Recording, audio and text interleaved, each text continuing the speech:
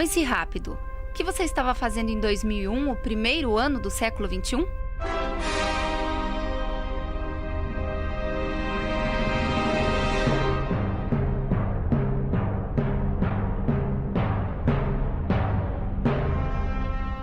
Alguns desses alunos nem lembravam, mas deixaram na época um registro de quem eram em 2001 e o que esperavam para eles mesmos em 2010. A ideia é que 10 anos depois, eles recebessem nas suas residências uma carta escrita por eles mesmos.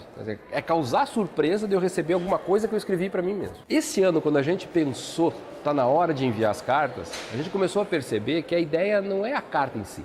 A carta é pretexto.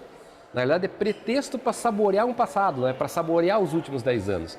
Por isso a ideia de não mais enviá-las às residências dos alunos, e sim trazê-los aqui para o colégio para que possam coletivamente ler as cartas e relembrar os sonhos do passado. Crianças, adolescentes, professores e funcionários do colégio. Nas cartas ficaram guardados os sonhos de cada geração. Nós temos alunos que estavam conosco no jardim. E na época, o que eles escreveram? Eles colocaram desenhos, retrataram a família deles, retrataram o círculo de amizades deles. E não tinham sonhos concretos para colocar. Eles simplesmente fizeram um registro. E os que escreveram quando tinham 17 anos, que hoje têm 27, e que já estão casados, muitos deles têm filhos estudando aqui no colégio, eles retratam sonhos bem concretos. Eles colocam anseios profissionais, número de filhos, amores do passado, e perguntam para eles mesmos se já estão casados com esses amores. Então e quando você pega, por exemplo, alunos de quinta, de sexta série, as falas são ainda infantis, né? São ainda assim de sonhos um pouco menos concretos, de se tornar um grande jogador de futebol, se já estamos na seleção brasileira. Carmina Ribeiro tinha apenas 6 anos em 2001 e conviveu durante quase 10 anos com a expectativa do que iria encontrar na carta que colocou na caixa de vidro que ficava dentro da biblioteca. Como eu não me lembrava da carta, isso me deixou curiosa. Aí eu ia lá na biblioteca e lá ficava a cápsula, ficava exposta assim. Eu ficava pensando assim, nossa, o que será que eu escrevi? Ficava ansiosa. Eu esperava que fosse um texto, assim, uma carta mesmo, mas quando eu abri eu vi que era 2 frases. Aí tinha um desenho da minha família, que é eu, meu pai, Orlando, minha mãe Alessandra e meu irmão Arthur. Representante de outra geração, Maria Virgínia Guimarães já casou, se formou em arquitetura e acabou virando fotógrafa nesses 10 anos. Sentei e dei risada, comecei a dar gargalhada, vendo a forma como eu escrevia, a forma como eu falava, os pensamentos que eu tinha, eram coisas completamente diferentes. Parecia que realmente era uma outra pessoa que estava escrevendo para mim, não era eu mesma.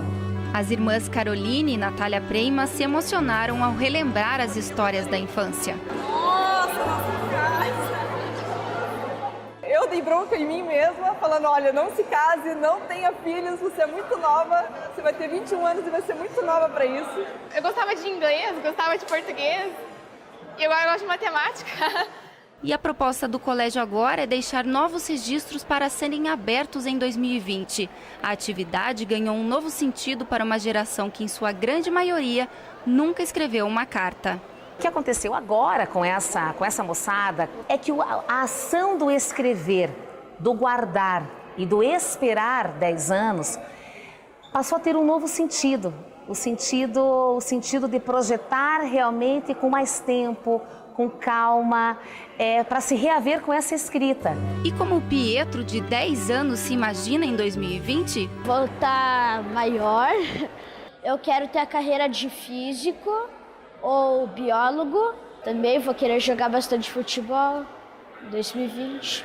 Mas seja em 2001, 2010 ou 2020, o aprendizado que fica é o mesmo. Eu acho que a nossa comunidade teve essa reflexão.